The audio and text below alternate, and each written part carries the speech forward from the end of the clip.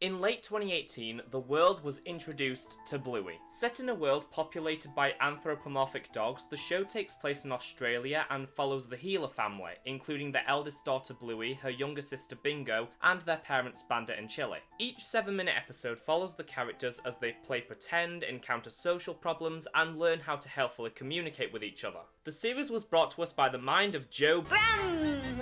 Well, I just alienated all my non-British viewers. His inspiration came from the experience he had raising 2 daughters, as he wanted to demonstrate the importance of imaginative play when it comes to developing young minds. Starting work on the series in 2016 and creating several pilots in collaboration with Studio Joho that were played at conferences, Brum and Joho's executives experienced difficulty pitching the series since it was not particularly high concept, being a show about family and games that was far more down to earth and mundane than the average family show, which often focus on outlandish concepts or elaborate fantasy sequences. When a 5-minute animation sample was shown at the Asian Animation Summit in 2016, it got the attention of executives from ABC as well as the BBC, who funded a full pilot that was shown at the festival again the following year, prompting the studios to officially order the series for a 52-episode first season, with the show mainly being produced with ABC, while the BBC contributed towards 30% of the funding in exchange for the global distribution and merchandise rights. On the 1st of October 2018, the series premiered in Australia on ABC Kids, where it became a smash hit, becoming the most viewed children's programme over there in 2018 and 2019. As for the rest of the world, it was doing alright. For the first year, it saw a good amount of success, with the merchandise especially just raking in the cash. Various plush toys and figurines for the series were released in mid-2019, and by the holiday season became the highest selling items, with short-sighted retailers not ordering enough dolls to meet demand. Then in 2020, something happened. Something that meant a lot of people were suddenly spending a lot of time at home with their kids watching TV. And this is where the Bluey craze truly began in earnest, with word spreading fast just how enjoyable and pleasant this show was for people of any age, leading to it absolutely dominating social media for the past few years. As of 2023, the show has aired 2 full seasons with a 3rd still ongoing, but has already reached a level of reverence and appreciation that hasn't been seen for an animated series in quite some time, even more so for one that skews this young. But why though? What about this cute little slice of life show about child development drew in what's looking to be one of the largest and highly dedicated cartoon fandoms of the decade? Well, let's take a look.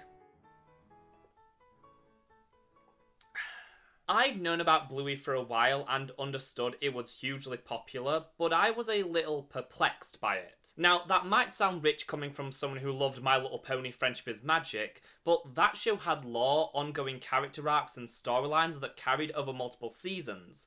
Bluey, on the other hand, was looking very much like a what you see is what you get kind of show. Around November, a few compilations started appearing in my YouTube recommendations, and to my surprise, I found the show was really funny.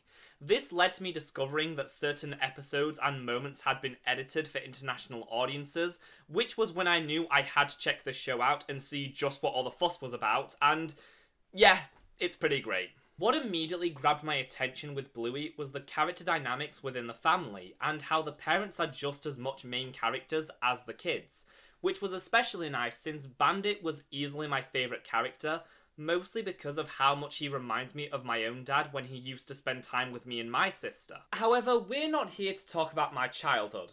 Today we're going to be taking a closer look at Bluey in order to determine why the world can't seem to get enough of it. Before that, however, there's something missing. Something that will officially make Bluey my latest hyperfixation.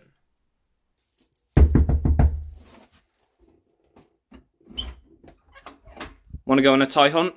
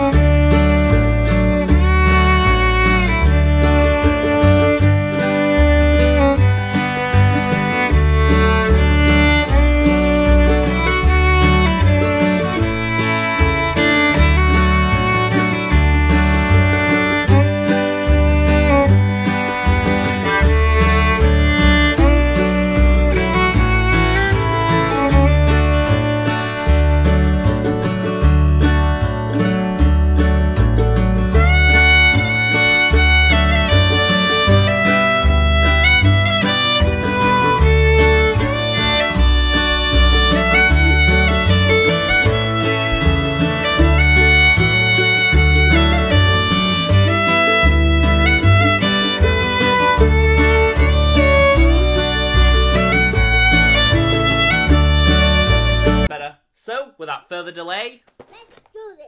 the main reason I feel Bluey has been able to resonate with audiences of various ages is because of the effort the show goes through to treat its adult characters like people, giving them just as much focus and development as the kids. So often in TV shows, we've seen the parents and other adults get pushed into the background and treated more like archetypes or symbols of authority than fully realised characters. This is often out of the writer's fear they'll get in the way of the kids' adventures or restrict the stories they can tell. Bluey decides to swing the pendulum in the opposite direction, making the parents, Bandit and Chili, an integral part of the show and just as important as Bluey and Bingo. The show understands their primary audience isn't just kids, it's parents watching with their kids, and they take full advantage of that. But it goes beyond a few wayward jokes that go over the heads of younger viewers, which is often the route most shows take. Bluey instead goes the extra mile by presenting just as many lessons for the parents as there are for kids.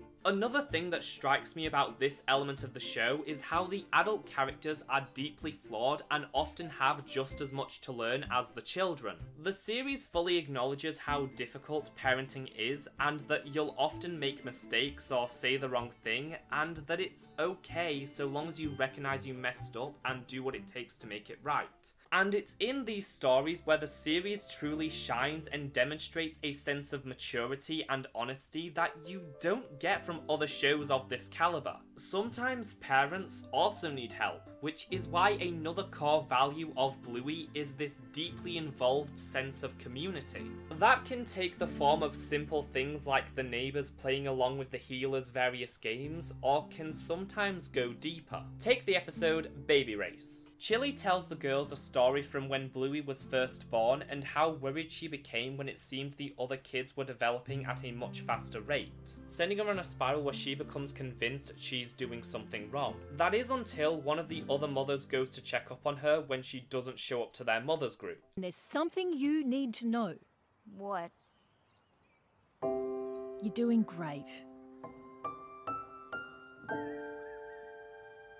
And that's only the tip of the iceberg when it comes to how Bluey explores the difficulty of navigating adult life but using language that is understandable and accessible to children or anyone. They mostly do this via Chili, with her being the more responsible and mature of the parents, often being the one to come up with a solution to the episode's emotional conflict. Yet even then, she still has plenty of room to grow. Another Chili-focused episode I love is Grandad, where she and the girls go and visit her father, who is supposed to be resting after recently having heart work done. But instead of resting, he and the girls run off into the woods while Chili tracks them down. He has to accept that he's getting older and needs to look after himself. Well, if he was here, he'd just say, shouldn't it be up to me? No, it shouldn't. I'm his daughter. He should take care of himself for me because I still need him. Now, I just wanted to talk about Chili first before we moved on to Bandit, because as previously mentioned, he is what got me invested in the show and is easily my favourite character. From how I previously described Chili as the more responsible of the two, that doesn't exactly paint Bandit in the best light. And while it's true he can be immature sometimes, even more so than his kids, he is a far cry from the tired idea of the bumbling dad that plagued cartoons in the 90s and 2000s. He is still presented as wise and deeply loves his kids, but can also be a bit thoughtless and often makes mistakes. Most of the time, his role in an episode is getting involved in whatever game the girls are playing and committing to the bit no matter what. Though when an episode is specifically about him, it often demonstrates how the girls give him a new perspective on the world, allowing him to relive some of that childhood innocence. Just look.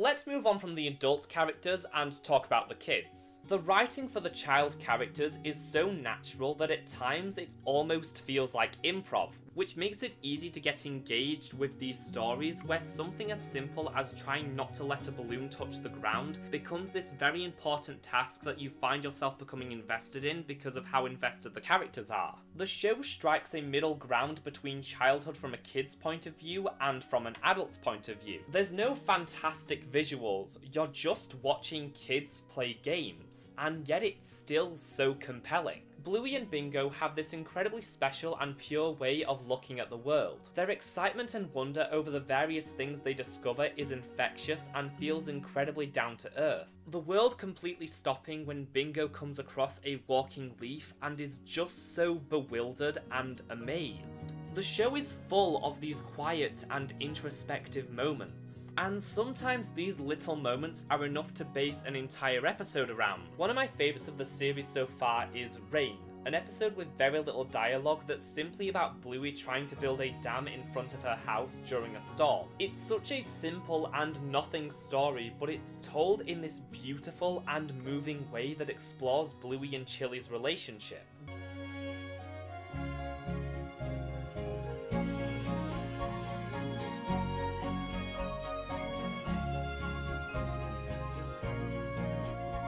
This is a show that demonstrates how effective and constructive imaginative play can be when it comes to helping a child understand the world around them. Often when Bluey is faced with an idea or concept she doesn't understand, she will use her games as a method of trying to relate it to her, thus helping her better grasp it. Such as the episode Copycat, which starts off by luring you into a false sense of security where you think it's going to be a fun episode about Bluey copying Bandit until they come across a hurt Budgie which later dies. Bluey then returns home and relives the events of the day through make-believe, even the part where the bird dies, only for Bingo to alter the ending. This isn't how you wanted the game to go, is it? No. That's okay.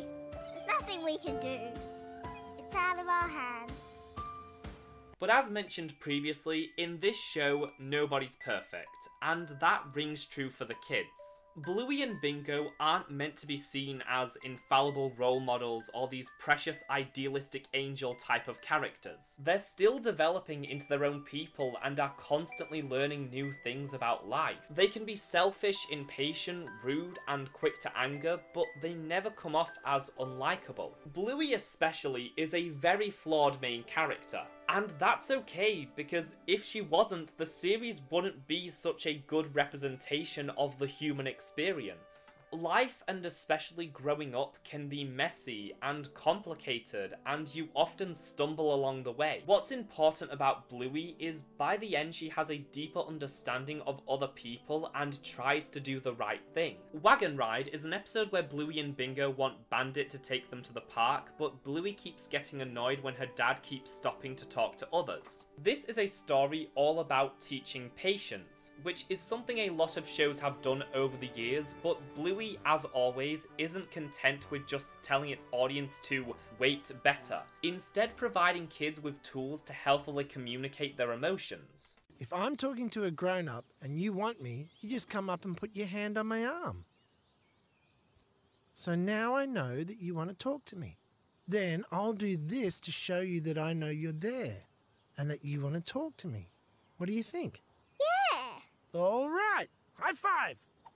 Ah, got something in my eye.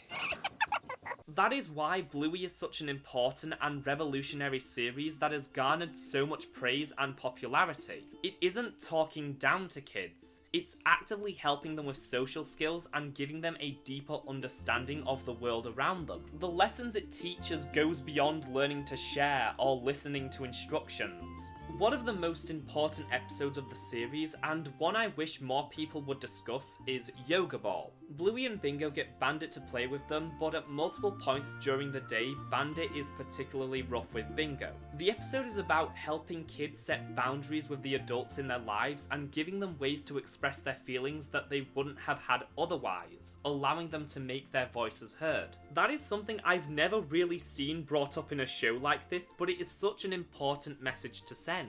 A lot of episodes tend to focus on the kids dealing with a social issue when it comes to playing their games. Tunes. But what strikes me as genius is how the show never depicts one side being right and one being wrong. Instead, with the conclusion often being the characters reaching an agreement by trying to see things from each other's perspective. The show has become an expert in presenting complicated situations through the worldview of a child and showing how to deal with them in an effective and positive way. However, that's all why kids and their parents love watching Bluey. It still doesn't answer why it's had such a wide reach outside of that demographic. What are people like me getting out of this? To put it rather simply, Bluey is the textbook definition of a comfort show. It's this chill slice of life series that just makes you feel good watching it. The family dynamic and all their interactions are so wholesome and healthy, and there's just this realness to it all. Little details like catching brief glimpses of the adults having real conversations in between the kids' shenanigans, or how the world doesn't revolve around the main characters. Episodes can be entirely focused on one of Bluey's friends or relatives, or sometimes a stranger drops into a storyline and it becomes about them. In The Quiet Game, Bandit takes the girls to the toy store to help him find a present for their cousin's birthday. However, that morning he also tricks them into playing The Quiet Game, so the only way they can tell him what toy to get is through charades. Meanwhile, we meet a retail assistant named Alfie on his first day at work who Bandit recruits to assist him with his problem, and for a few minutes the episode becomes entirely about him.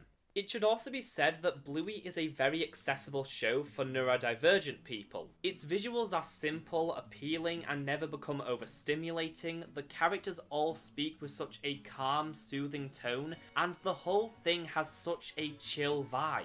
I'd argue there really hasn't been a show that can be this comforting and serene since Bear in the Big Blue House. This, along with the short episode length, makes it a very easy show to binge watch. There has yet to be a single episode of Bluey that is longer than 7 minutes. There haven't been any specials or long-form stories, and while I still think those would do well and be high quality, I do feel a bit of the show's charm would be lost if they began trying to tell grander stories. Because the appeal of Bluey is that it's this brief window into this family as they just go about their lives. All that on top of it simply being a very charming and funny show. Psst, Pinko, are you awake? Dad? Yes, mate? If grown-ups grow from babies and only grown-ups have babies, who had the first baby?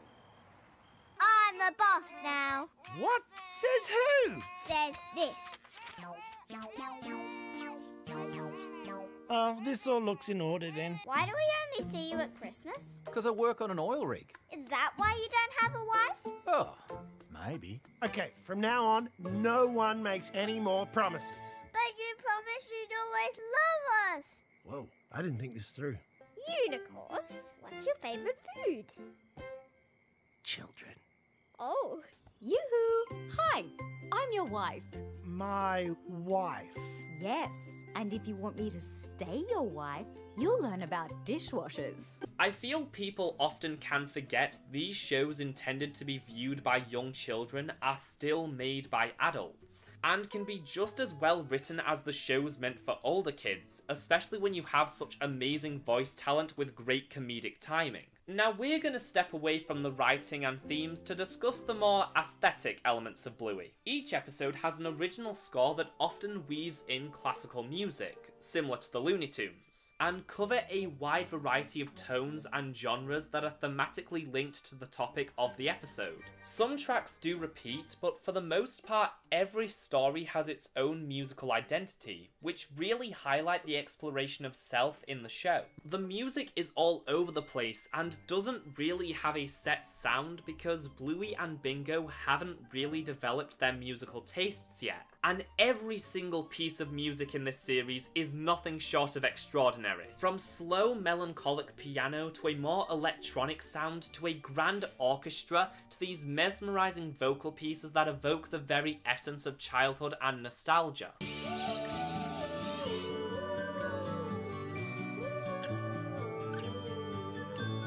Despite the crew taking pride in not being high concept and mostly remaining grounded in reality, they still find ways to make the show visually interesting and stylistically distinct. Episodes like Shadowlands, where the kids play a game where they can only walk in the shadows, which allows for a lot of beautiful shot composition. This show knows how to use its limitations to its advantage, and is able to create something stunning out of, at times, very little. It's one of the most visually striking shows out there at the moment, which adds this whole other level to Bluey and Bingo's games. For those of you out there who aren't into Bluey, but feel like you might be interested in giving it a try, allow me to recommend you some great episodes to get you started, aside from the ones I already mentioned. Season 1, Episode 11, Bike, was the episode where Bluey really started to click with me, and where I began to understand how masterful the show was at storytelling. Bluey is struggling to ride her bike, so her and Bandit sit on a bench and observe the other kids dealing with challenges and how they're able to overcome them through problem solving and perseverance. Season 1, Episode 43, Camping, is one of the show's very famous episodes, due to its heartfelt and thought-provoking ending. While the family are camping, Bluey befriends another kid called John Luke, who only speaks French. Despite the language barrier, the two are able to bond and develop a strong friendship until John Luke has to go home. Sometimes special people come into our lives, stay for a bit, and then they have to go. But that's sad. It is. But the bit where they were here was happy, wasn't it? Yeah. We caught a wild pig together. Maybe that makes it all worth it. Will I ever see him again? Well, you never know.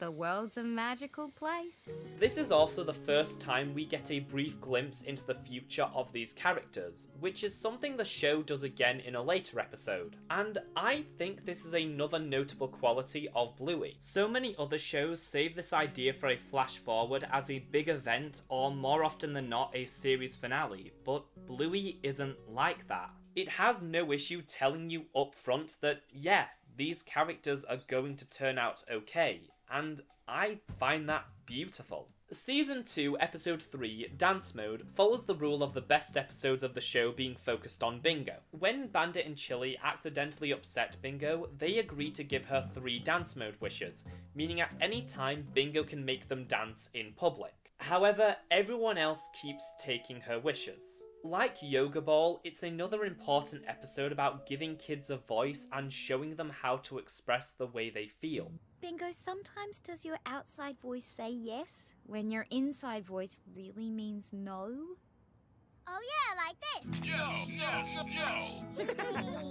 I'm sorry, Bingo. Me too. Yeah, me too. It's also one of the funniest episodes so far. Season 2, Episode 4, Squash, is yet another outstanding Bingo episode that also adds a lot more depth to one of the show's tertiary characters. Bandit and Uncle Stripe go to play a game of squash and bring the girls along with them. Bluey and Bingo decide to play a game where they pretend to control them in the court, only for Bandit to wipe the floor with his younger brother and constantly tease him, which starts rubbing off on Bluey, who begins treating Bingo the same before immediately realising how wrong it is. And it's in the final 3 minutes where the episode becomes one of my favourites. While resting in between games, Bingo goes up to Stripe and begins messing with his tail, saying it's the antenna that allows her to control him, but it's not working right. As Stripe suggests that she control Bandit for the next game, as then she'd probably have a better chance at winning.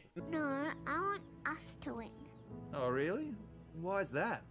Because big sisters don't always beat little sisters. Meanwhile, Bluey has decided she's going to control Bandit, so he purposefully loses, which he begs her not to do, which is very entertaining. It's one of the episodes where the adults get to act a bit immature and have a chance to learn something from the kids. I also like how the episode kind of blurs the line of where the game ends and reality begins, as at times it almost seems like Bluey and Bingo are actually in control. Season 2, Episode 32, Bin Night, is one of those quintessential Bluey episodes that fully embodies what the show is about. The episode takes place over a few weeks and shows the healers just going about their daily routine, all tied in with them taking out the bins in the evening. But in between that, we explore Bingo's experiences with a new kid at school who starts being mean to her. What I love about this episode is the parts we don't see. How at night Bingo tells Bandit about what the new kid says to her, and then it cuts to the morning where Chili gives her some advice, highlighting how much of a team the two are. Bin Night is perhaps the coziest and one of the most pleasant episodes of the series. I think you'll be a scientist when you grow up. Oh, can I? If you like. Great. Maybe I can invent a robot that takes the bins out for you. I hope not. Season 3, episode 27, Musical Statues, is about the family struggling to agree on stuff, so Chili decides to make them play musical statues to get them back in sync with each other. And that's all there is to it. It's a chill episode where the family plays musical statues. There's nothing complex about it, we're merely watching the characters blow off some steam and have a good time, which is really all you need. The episode just ends with everyone deciding they want to keep dancing, yet there's still something poignant about it. In this version of musical statues, there's no winner or loser. It's not about getting to the end, or getting to the weekend, or the forever weekend. It's a musical thing. You're just supposed to dance while the music's being played. Now there is one episode I haven't talked about.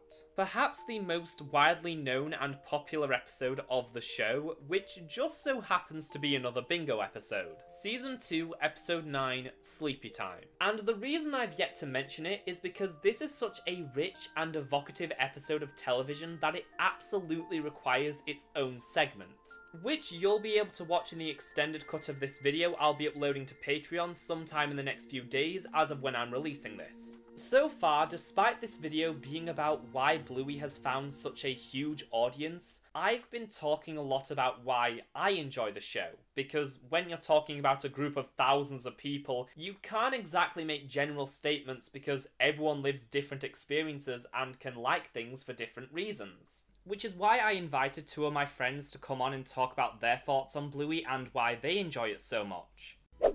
Sup Streaks, I'm Artis, and I gotta say, Bluey is the most realistic depiction of children, parenting, and just life in general. Who would have thought that a show about cartoon dogs, of all things, would be the most grounded in reality? Now, just like everyone else on the internet, I was hearing about the Bluey buzz and decided to check it out for myself, and oh my goodness! Bluey was quite insufferable for the first few episodes, but hey, I had to remember, this is literally a 6-year-old. That is pretty much how a 6-year-old acts. I should know, I have cousins. But after a few more episodes, it's just so magical, and I don't know, man, something about Bluey it was just cathartic to say, especially if you had a decent childhood or it gives you something to look back on, like how they were playing certain games in the show and you would think to yourself, oh, I used to play that with my family, or like we used to do that all the time with my mom or my dad or whatever. And I gotta say, Bandit, Father of the Year, let's go, beating those bad cartoon dad allegations. He is such an incredible, not just husband, but father. He does play rough though, but he also teaches his kids to be a bit more tougher, which is good to be in a world that we are in today. And the commitment this man has to the games he plays, no matter if it's a game he doesn't even like or it just hurts him so much, he's willing to grin and bear it because it teaches his kids lessons, he's having fun with them, it's bringing them such good childhood memories to come. He sacrifices his own self just so his girls can have fun and have a good childhood. He's so wonderful. Oh, Chili's cool too, I guess. We don't see much of the mom in this show, so when she is there, she's pretty cool, but I wish she was more proactive like Bandit, but whatever. I think out of all the characters, Bingo is my favorite because she's just so smart and polite and oh, she's just baby. She's literally just baby. And I have a soft side for little sister characters because I have a little sister. I see so much of myself in her. Yeah, what else can be said about Bluey aside from go watch it? Please go watch it. Watch this show. Embrace the wholesome childhood you may have never had. Because yeah, even though this show is aimed at a young audience, everyone can watch it. Literally everyone. It's a kid's show, but it's also a family show. Have fun with Bluey. It's really cute. Stay on the wholesome side of the internet. God bless it. Hey yo, Tune for Thought here. I talk a lot about cartoons on my social media, and have slowly been at work starting to make videos of my own. From my experience, preschool media that is able to have an appeal for all ages isn't anything new, but something about Bluey just inherently hits different from any other example I can think of. The best way I can describe this show is that it feels like it was written specifically by Bandit and Chili themselves, who clearly love their children to death and are always willing, if reluctant sometimes, to go along with whatever mischief they're up to, sometimes even cheekily escalating the fun themselves. Did I make that a little too fun? Yes. Yeah, you did. Parenthood is indeed very overwhelming, but still rewarding in its own ways, and the show reflects that just about perfectly. That's what I think is Bluey's secret sauce. The way everyone is written feels incredibly real and natural, and in the most charming and positive of ways. Any conflicts that arise are of the low-key and personal variety, and no matter how much they could get annoyed at each other, you never feel anything short of unconditional love between this family. It's not just an entertaining experience for all ages, it's a window into just how charming the life of a happy family can get. Which I believe is something we could always use more of in today's world. There are morals tossed in every now and then, of course, sometimes even as the focus of an episode. But thanks to the show being so grounded in reality, they all come about as naturally as possible, and, much like the dialogue itself, can easily speak to the adults as well as the young ones. If there's no trust, none of this is possible. What, none of the whole world? None of it. Plus, every so often, the show is more than happy to catch you completely off guard with either a really clever joke, Thank you for cleaning my toilet. or just a moment that will grab you in the feels. And that's not even getting into the presentation. Anyone who knows me knows I'm very big on immersion when it comes to these shows. And sure enough, Bluey has that in spades as well. Special attention to the soundtrack, predominantly composed by Geoff Bush, which is just absolutely fantastic, and is full of variety to boot. Sometimes the music playfully escalates the situation,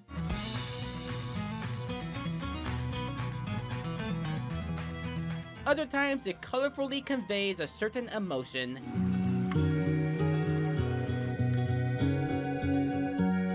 and then there are the times where it's the centerpiece of an episode.